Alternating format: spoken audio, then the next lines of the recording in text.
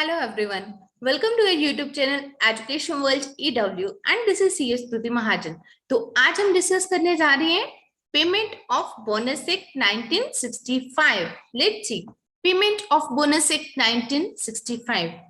As the name suggests, bonus act के अंदर हम क्या डिस्कस करेंगे कि जो बोनस मिलता है उसके ऊपर क्या क्या प्रोविजंस रहती हैं, किस रेट के ऊपर मिलते हैं, किस टाइम पर वो ड्यू होते हैं, तो ये सब आज हम डिस्कस करेंगे इस एक्ट के अंदर. जो भी जॉब में होता है तो उसको बोनस का हमेशा रहता है, क्योंकि एक आपको मिलती है सैलरी हर मंथ, ठीक है. देन उसके बाद बोनस आपको मिलता है. तो बोनस जो आपका इंसेंटिव है वो other than salary, that is in addition to salary आपको जब मिलता है तो बोनस की एक बहुत ही अलग तरह से वेट रहती है सबको. Introduction. The payment of bonus act 1965 aims to regulate the amount of bonus to be paid to the persons employed in establishments based on its profit and productivity. तो पेमेंट ऑफ बोनस एक्ट क्या regulate करते हैं? The amount of bonus to be paid to the persons employed in the establishments based on its profit and productivity. ठीक है, तो कितना bonus जो है फैक्ट्री का, लेट अस सपोज जो एस्टेब्लिशमेंट दे रही है अपने वर्कर्स को बोनस जो दे रही है, तो कितना अमाउंट बोनस का उनको पे करेगी. The act is applicable to the whole of India for all the establishments which have 20 or more persons employed on any day during the year. So that means जहां भी 20 या 20 से ज्यादा persons आपने employ कर लिए, वहां पर आपका the payment of bonus act 1965 जो है applicable हो गया. और जैसे ये एक्ट एप्लीकेबल हो गया तो दैट मीन्स जो ओनर है उसको सैलरी के साथ साथ अपने वर्कर्स को, अपने एम्प्लॉइज को बोनस देना नेसेसरी हो गया. Next, objectives of the act. अब हम देखते हैं कि इस एक्ट के ऑब्जेक्टिव्स क्या क्या हैं. The objectives of the bonus act, payment of bonus act are as follows. To impose a legal responsibility upon the employer of any establishment covered by the act to pay the bonus to the employees. To designate the minimum and maximum percentage of bonus, minimum कितना देना, maximum कितना देना. To prescribe the formula for calculating the bonus, bonus को कैसे निकालना है. To provide redressal mechanism, in case अगर आपको bonus नहीं मिलता तो उसको redressal कैसे किया जाएगा. Applicability of the act. It is applicable. The payment of bonus act implements to the establishments which fall under any of the below listed. सबसे पहले it applies to any factory or establishment which have 20 or more workers employed on any day during the year. तो पहले भी हमने क्या पढ़ा, कोई भी फैक्ट्री या कोई भी एस्टेब्लिशमेंट जहां भी 20 या 20 से ज्यादा वर्कर्स एक भी दिन अगर आपने रख लिए तो उस फैक्ट्री के ऊपर या एस्टेब्लिशमेंट के ऊपर payment of bonus act applicable हो जाएगा. जैसे ही आपका ये एक्ट एप्लीकेबल हो गया, सो दैट मींस एम्प्लॉयर को अपने एम्प्लॉइज को बोनस पे करना पड़ेगा. और जो बोनस है that is in addition to the salary and wages जो वो ऑलरेडी एग्जिस्टिंग एम्प्लॉइज को पे कर दिए हैं. The act does not apply to the non profit making organisations. जो एनजीओज है उसको इस एक्ट से बाहर रख दिया गया. It is not applicable to the establishments such as LIC hospitals which are excluded under section 32. तो वो कुछ हॉस्पिटल्स की लिस्ट है उनको एक्सक्लूड किया गया और LIC को एक्सक्लूड किया गया इससे. It is not applicable to establishments where employees have signed an agreement with the employer. अगर वो agreement sign किया हुआ तो उस केस में ये एक्ट applicable नहीं होगा. It is not applicable to the establishments exempted by the appropriate government like sick units. जो गवर्नमेंट ने पहले ही exempt कर दिया उनके ऊपर इसकी applicability नहीं रहेगी. तो आप क्या इसमें पढ़ोगे कि किन किन इंस्टीट्यूशंस, किन किन फैक्ट्री एस्टेब्लिशमेंट के ऊपर ये एक्ट अप्लाई नहीं हो रहा, एनजीओ के ऊपर नहीं है, LIC के ऊपर नहीं है, हॉस्पिटल्स के ऊपर नहीं है जो कि एक्सक्लूड किए गए अंडर सेक्शन 32, और एस्टेब्लिशमेंट्स जहां एम्प्लॉयज ने एग्रीमेंट साइन किया और जो सिक यूनिट्स है उनके ऊपर ये एक्ट अप्लाई नहीं होगा. और सीधा सा फंडा क्या है, फैक्ट्री और एस्टेब्लिशमेंट जहां भी 20 और 20 से मोर वर्कर्स हैं, एक भी दिन अगर उन्होंने रख लिया तो आपका payment of bonus act applicable हो जाएगा। तो इस तरह से आपको ये वाला एक्ट जो लर्न करना है। अब मैं इसके लिए एक और चीज बता दूं, ये क्लासेस हम लोग दे रहे हैं एक्साइज इंस्पेक्टर के लिए, ये सारा सिलेबस इस बार उसमें कवर किया है, बट ये जो एक्ट है ये कई और जगह भी, जैसे लॉ के अंदर भी ये सारे एक्ट्स कवर किए हुए हैं, तो उनके लिए, उन स्टूडेंट्स के लिए भी काफी बेनिफिशियल है, तो वो भी इसको देख सकते हैं। Next, eligibility. Any employee is eligible for a willing bonus if the following conditions are satisfied. अब हमने इसकी एलिजिबिलिटी चेक करनी है। हमने ये तो बोल दिया कि बोनस कंपनी के ऊपर फैक्ट्री ने कब बोनस देना है, जब उसके 20 या 20 से ज्यादा वर्कर्स अगर उसके पास है तो उसके ऊपर, कंपनी के ऊपर बोनस एक्ट एप्लीकेबल हो गया। अब हम देखते हैं कि एम्प्लॉय कब एलिजिबल होगा बोनस लेने के लिए। क्या वो पहले ही दिन आया तो उसको बोनस एप्लीकेबल हो जाएगा? उसकी कितनी सैलरी है जिसके ऊपर बोनस एप्लीकेबल होगा? तो उसके लिए हम देखते हैं, द एम्प्लॉय रिसीविंग सैलरी और wages up to ₹21,000 per month. तो किसके ऊपर एप्लीकेबल है? जिनकी सैलरी 21,000 पर मंथ है उनके ऊपर ये वाला एक्ट एप्लीकेबल है। The employee engaged in any work, whether skilled, unskilled, managerial, supervisory, etc. काम एम्प्लॉय कुछ भी कर रहा हो, चाहे वो स्किल्ड में हो, अनस्किल्ड में हो, मैनेजरियल हो, सुपरवाइजरी हो। The employee who have worked not less than 30 working days in the same year. और 30 working days काम करने के बाद वो बोनस लेने के लिए एलिजिबल होते हैं। उसकी सैलरी 21,000 तक होनी चाहिए और 30 डेज उसने मिनिमम काम किया हो, तभी वो बोनस एक्ट के लिए इसमें एलिजिबल होगा बोनस लेने के लिए। Next, disqualification of bonus. ऐसा उसने क्या कर दिया कि उसको बोनस से डिस्क्वालीफाई कर दिया एम्प्लॉय को आपने। The employees cannot avail the bonus if any action taken by the management in case of dishonesty, theft, sabotage of any property or establishment, violent behavior while on the duty within premises of the establishment. सीधी सी बात, कुछ भी आप काम करो, कोई भी आप काम करो, स्किल्ड करो, अनस्किल्ड करो, किसी भी तरह की आप जॉब करो, अपना काम करो, ऑनेस्टी सबसे पहले चाहिए, आपका करेक्टर सबसे पहले बोलते हैं। आपका काम हमेशा बाद में बोलेगा, आपका करेक्टर पहले बोलेगा। लेकिन अगर आपका करेक्टर ही सही नहीं है, जिसमें आपने कोई डिसऑनेस्टी कर दी, थेफ्ट कर दिया, सैबोटेज कर दिया, वायलेंट बिहेवियर किया, तो उन केसेस में बोनस से आपको डिस्क्वालीफाई किया जाएगा। दो आपकी कंडीशंस फुलफिल हो रही हैं, आपने 30 डेज के लिए काम किया हो, आपकी सैलरी 21,000 से कम है, लेकिन अगर आपने इनमें से कोई भी एक्टिविटी कर दी तो बोनस से आप डिस्क्वालीफाई हो गए। Next, number of working days. An employer will be considered working in a year if the following conditions are satisfied. The employee who is under an agreement or is permitted by standing orders under the Industrial Employment Act 1946, the Industrial Disputes Act 1947, or any other law applicable to the establishment. The employee during employment has taken leave with salary. The employee who has been absent due to temporary disablement. The employee has been on maternity leave with salary in the accounting year. So, ये सारी जो उनकी leave है उसको working consider किया जाएगा। कौन सा?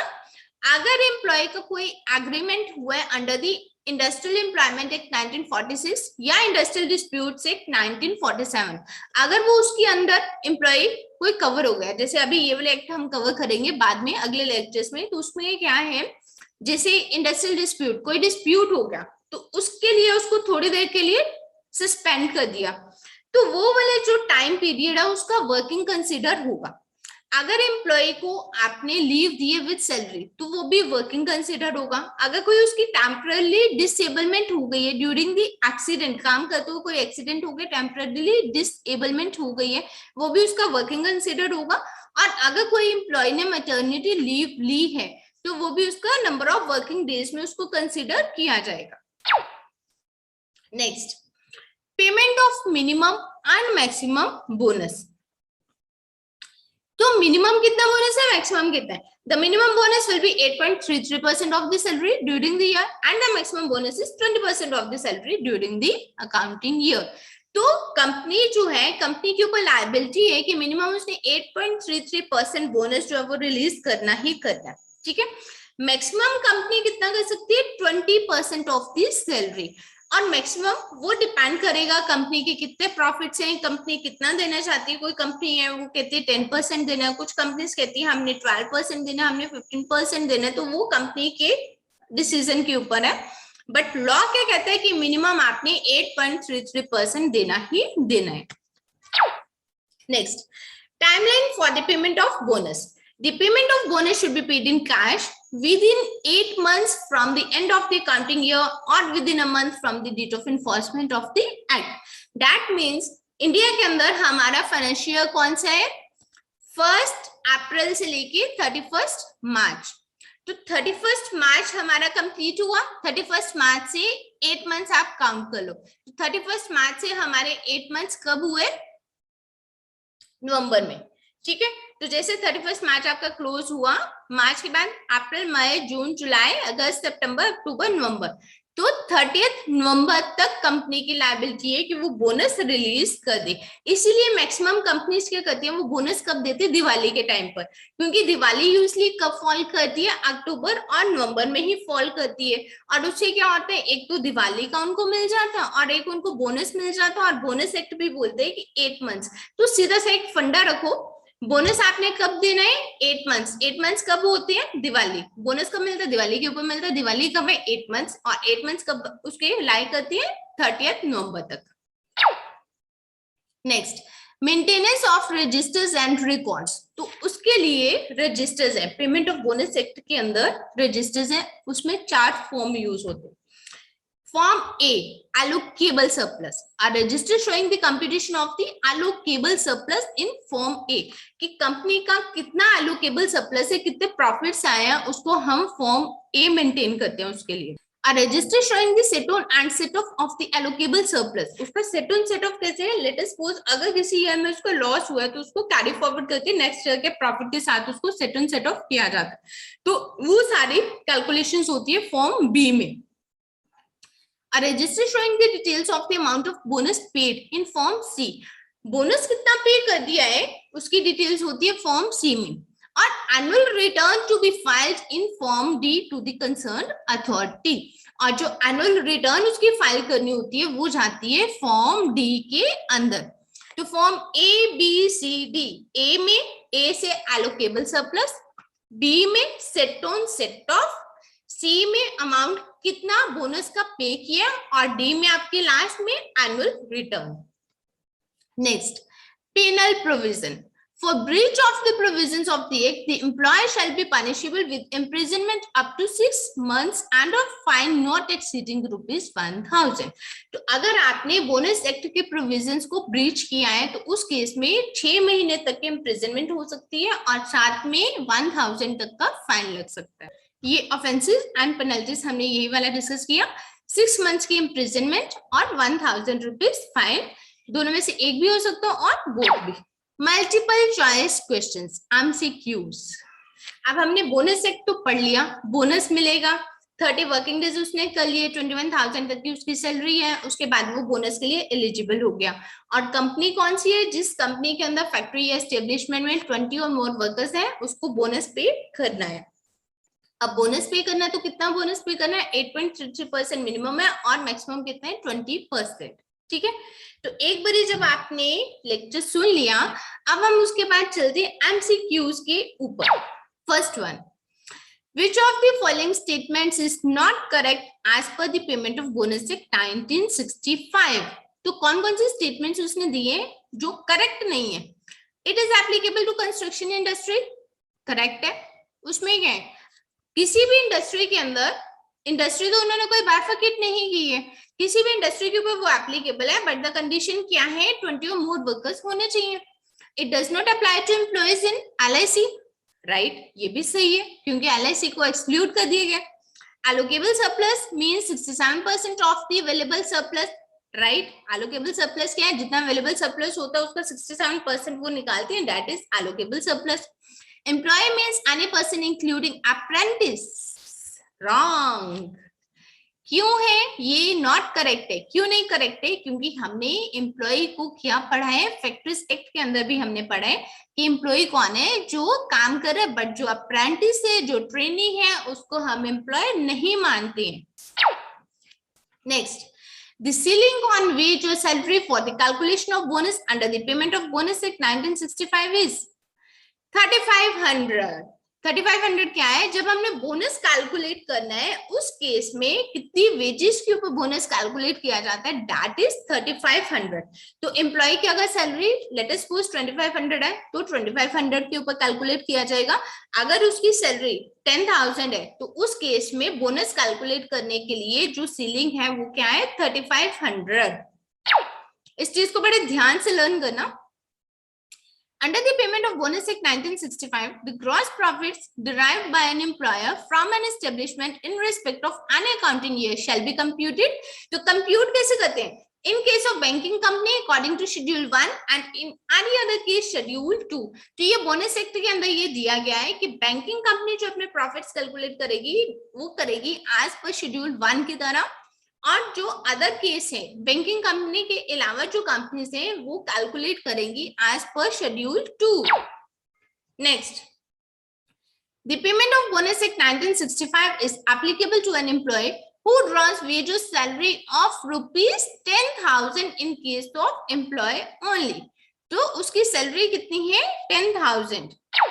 Payment of bonus act 1965 is applicable to every factory and to every establishment where workmen are employed on any day during an accounting year। तो हमने कितने workmen बोले? 20 or more। Every employer receiving salary or wages up to rupees 3,500 per month and engaged in any kind of work, whether skilled, unskilled, managerial, supervisory, etc., is entitled to bonus for every accounting year if he has worked for at least 30 working days in that year। Next, the minimum bonus which an employer is required to pay even if he suffers losses during the accounting year or there is no allocable surpluses। तो कितना हमने वहां पे minimum कितना है? 8.33% of the salary wages during the accounting year। Next, if in an accounting year the allocable surplus calculated after taking into account the amount set on or the amount set off exceeds the minimum bonus, the employer should pay bonus in proportion to the salary wages earned by the employer in that accounting year subject to maximum of 20% of the salary wages। जो हमने एक word के अंदर पढ़ा था 8.33 minimum और 20% maximum, उसी के उसने दो क्वेश्चंस ड्राफ्ट कर दिए। Next, the bonus should be paid in cash within 8 months from the close of the accounting year। 8 months हमारे कब होते हैं? दिवाली के ऊपर। Next, an employer has the following rights। तो कौन कौन सा राइट है? Right to forfeit bonus of an employer who has been dismissed from the service for fraud, riots और वायलेंट बिहेवियर और थ्रेफ्ट, मिसएप्रोप्रिएशन और sabotage of any property of the establishment. Correct, ये employer के पास right है। Second one, right to make permissible deductions from the bonus payable to an employee such as festival, interim bonus paid and financial loss caused by the misconduct of the employee. Right, right to refer any disputes leading to application or interpretation of any provision of the act to the labor court or labor tribunal। right, तीनों ही सही है। तो इस case में उसने क्या पूछा है? an employer has the following rights। तो कौन कौन से? 1, 2 and 3 तीनों ही उसके पास राइट्स हैं। so that means B option 1, 2 and 3 तीनों ही उसके पास राइट्स हैं। तो इसी के साथ हमने पेमेंट ऑफ बोनस एक्ट को कंप्लीट कर दिया और उसके एमसीक्यूज भी साथ में ले लिए। इनकेस अगर आपके पास कोई और क्वेरीज है तो आप उसको पोस्ट कर सकते हो और उसका और कुछ एक्सप्लेनेशन लेना चाहते हो तो आप पूछ सकते हो। अदरवाइज ये जो लॉस है, ये जो एक्ट्स हैं, काफी डिटेल में है कि इनके ऊपर पूरी बुक लिखी हुई है, लेकिन आपके सिलेबस के अकॉर्डिंगली जितना वहां पर सिलेबस हमें दिया गया है कि ये एक्ट कितना आएगा, उसी को लेते हुए ये लेक्चर प्रिपेयर किया गया। इसके अलावा जो आपके डाउट्स हैं, कोई क्वेरीज हैं, आप पोस्ट करो, उसको हम क्लियर कर देंगे। So this is all about today. Thank you.